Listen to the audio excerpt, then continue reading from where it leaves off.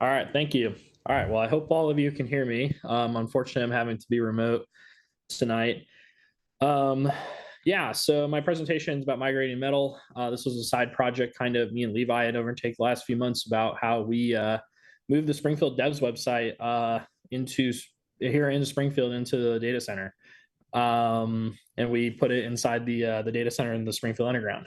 Um, so yeah, a little bit about me. My name is Ryan. I work at a company out of Chicago called Capital Markets Trading, but I'm based in Springfield. Lived in Springfield basically my whole life. Prior to that, I worked at Cloudflare and Jack Henry as a software engineer. I'm also a board member with Springfield Devs, and I think that's technically head of the website committee. I don't know how I got that title, but I do. Um, yeah, unfortunately, I had to be traveling this week. I wish I was there in person to give this, but that's just how it went out. So yeah, so a little bit about this presentation. I kind of want to just talk about broadly about what it is we did, about how we migrated the Springfield Devs website to the Springfield Underground data center. I kind of want to talk a little more generally about dedicated servers, what goes into them, how to think economically about when they might be good to use, and then talk a little bit about how we use it and the long-term future of what it is we do with server hardware. Yeah, so Springfield Devs, we're a nonprofit. We don't have like a ton of money. And to host our website, sgf.dev, we were paying $50 a month to Azure to, which is pretty high for what we were doing. It's a pretty simple website. So that's $600 a year. That's probably a little too much. And we also are kind of in a place where we have other applications and other software that we need to run. So if you start throwing in VMs, that number can start getting kind of high if you look at it from a yearly perspective, especially for a nonprofit that doesn't have a ton of money. So we looked at and did some shopping at different clouds and stuff like that, and we definitely could have moved to one, but I kind of had the idea of we should try to host our stuff here in Springfield. And so I did some research and made some awesome connections with some people here in town, and we were able to, place a server there. So yeah, so we decided to go with a dedicated server. We met some wonderful contacts at Pitt Technology Group. They were their primary sponsor for this. They gave us, the server location. They gave us power. They gave us cooling. They gave us networking. They hold our server in their rack there, and they did that all for free, and they've been super helpful. The hardware itself was also free. I'll get a little bit into the hardware choices and kind of how that was chosen, and what we plan on doing with it. But this really, Springfield Devs now, eliminated a $600 line item out of our budget, which, is a great thing there as well. So, yeah, so this is a picture of our server. It's a little upside down, but literally everything in the server was just random collected hardware that I've had for the last few years. We've got an AMD Ryzen 7 processor, 5800X. We have 64 gigs of RAM.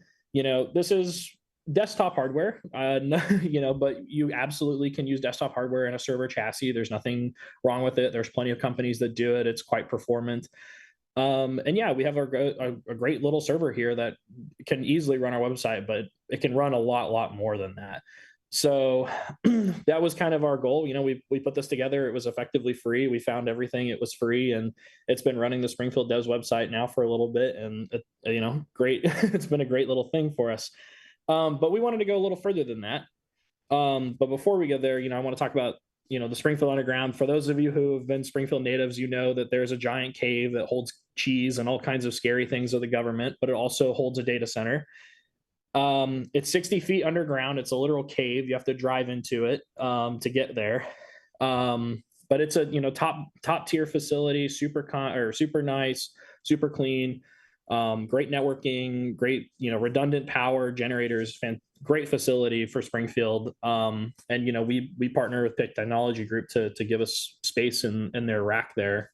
There's a picture there in the bottom left there of some servers that are down there. That's not their rack, but somebody else's. So yeah, it's a great data center. It's in a cave, so it's 60 degrees year round. I think they advertise themselves as one of the few data centers that could be nuked and probably would survive. So yeah, that's where we host the Springfield Devs website. It's latency is probably pretty good for pretty much everybody who lives in Springfield because it's, geographically less than 5 miles away. So yeah, so as I mentioned, our server is pretty beefy for what it is. So we decided we were going to expand a little bit, and we run this operating system called Proxmox. Proxmox is basically a thing that allows you to spin up virtual machines. So we decided that we are going to install it, create virtual machines for all of the projects that Springfield Devs has. So we can set up a virtual machine for the Springfield Devs website. We can set up one for all the open SGF projects, our sister organization.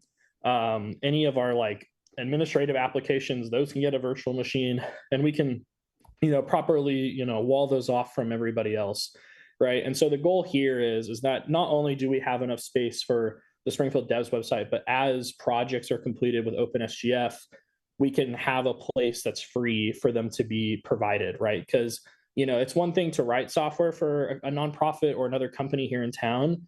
If they don't have a place to put it, it's not really going to work for them. So we were kind of hoping that by providing this as well, we can, cater to the community that way. So yeah, we run Proxmox. We run a bunch of virtual machines. Right now, we only have 2 of them. One for the Springfield Devs website and one for a nonprofit website as well that OpenSGF is affiliated with. So it works pretty good so far from what we've seen. So yeah, so some of you may be thinking like dedicated hardware, just running a server in a cave is kind of dank and silly, maybe. I would agree with you to some degree. There's still a lot of really good, valid uses to use dedicated hardware. Cloud computing is very expensive. There are plenty of companies out there that are still using dedicated hardware because it's cheaper and easier to use. Especially despite costs, you can get better performance as well. You can make your application specifically, or your hardware specifically for what your applications are. There's a lot of benefits there. Especially for us, right? Reduced latency. All of the people who are going to be visiting Springfield Devs, right, probably live in Springfield, right? So, everybody is within a couple hops of latency between us and Springfield, which is nice there. The cons, obviously, if the server were to break or it has issues or we have scaling issues, something of that nature, we would be on the hook to fix it, right? In a cloud environment, if your server breaks or you have downtime, you would probably just get switched to another node and, you would continue on. This does have a slightly higher risk factor, but, our website isn't necessarily that mission critical, and we feel pretty comfortable hosting it off one server. We were doing that anyways with Azure, so this was a good middle ground for us, is just providing our own server. And as I mentioned, dedicated servers are definitely still the norm. Like Stack Overflow, which we all use as software engineers, runs on 9 dedicated servers. They don't use cloud. They don't have automatic scaling. They have none of that stuff. They just run on 9 servers. Right. And then there are literally hundreds and hundreds of companies out there that are like sort of hybrid, or they're completely on-prem. They co-locate, they build servers, they put them in data centers because it is just effectively cheaper, right? Cloud computing is ungodly expensive in some cases, which I'll show in a second. But there's a list of companies. Those are just literally the ones that came to the top of my head that I know co-locate hardware or have data centers or build servers, because it's really, really expensive to be completely reliant on cloud computing. Some of you could argue some of the finer details on this point, but I tried to find similar-ish hardware or similar performance on different servers. Our server, I'm assuming we were paying full price for the actual server space, the power, building it on a monthly cost for a year. It probably comes to about $180 a month, right? A similar server at Azure, is almost $350. A similar server at AWS is about $350. A similar server is almost $500 at Azure, and then there's this other company which I wanted to show is like, you can go and buy this dedicated hardware from a company called Reliable Site. You can rent it for about $120 a month.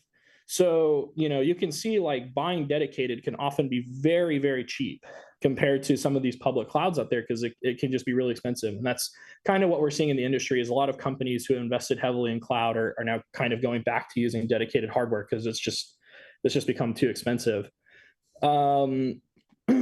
Yeah, so we installed our server. It's been in there for about a month now.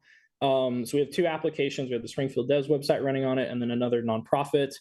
Long term, again, we want to scale and put more things on it, save some money for the community where we can.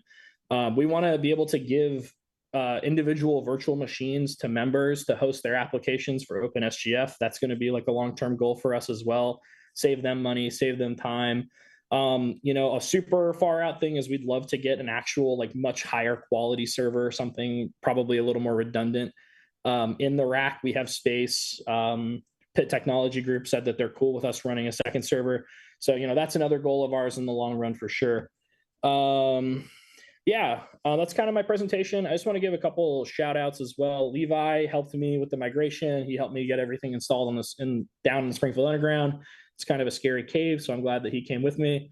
I want to thank Marty at Pit Technology Group. He's kind of the guy who set us all up. And again, I want to thank Pit Technology Group. They're the ones paying for this. This is not exactly cheap. It probably cost them, maybe $100 a month or so to give us this. So, we're definitely appreciative towards them, and we're hopeful that, this is a productive partnership for everybody around. That's all. Thanks.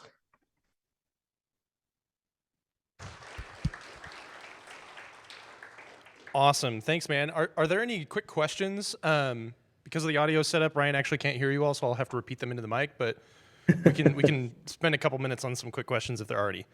Ben. Great question. So Ben is asking, like in a disaster scenario, what does our access look like to this server? Like, are we in like a line behind a whole bunch of Pit Technology's other customers?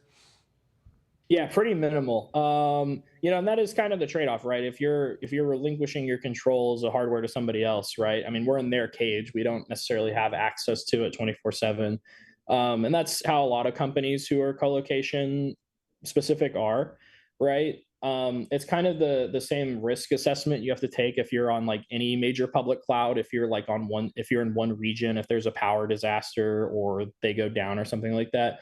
So in our situation, Springfield Devs goes down. It's not the end of the world. We would probably live. And if it was going to be an extended period of downtime, me and Levi could probably get the website back up like within a matter of minutes on a different cloud or some other compute. It wouldn't be that much more difficult. But I think it'd be pretty rare for that to happen. This data center is pretty state of the art. We have redundant power running to the server. They have generators. So I feel pretty confident about it. One of the things I'll add to that is, as Ryan mentioned about spinning up again somewhere else. A few months ago, I gave a presentation about how I have some boxes under my desk at home, and one of the things I've actually spent a lot of time doing, which you could see on the Springfield Devs website GitHub repository, which it's entirely open source. Everything is Dockerized, and we're using like Docker Compose in production, so we can spin up the site on a new node relatively quickly. And Cloudflare, which we're kind of proxying everything through Cloudflare. So some of the performance things you talked about, Ryan, might not be quite as good as we hoped because we're doing that. Yeah, it is cached on Cloudflare, right? Right. So from a CDN perspective, you're probably still getting like routed to the nearest Cloudflare node for sure. It would not be as quick as I would hope. But everyone petitioned Cloudflare to get a Springfield node. Yeah. But the point being that with some good backup scripts that make sure that any important data on the site is backed up, theoretically we could respond pretty quickly to an extended downtime and have the site up and running. It's certainly not zero downtime type of thing, but also like we're not that critical. But if there was an issue where we were going to be down for like 24 hours, I could get the site running again without a lot of hassle. Any other questions? Okay. All right. Thank you, Ryan. Super appreciate you putting the presentation together.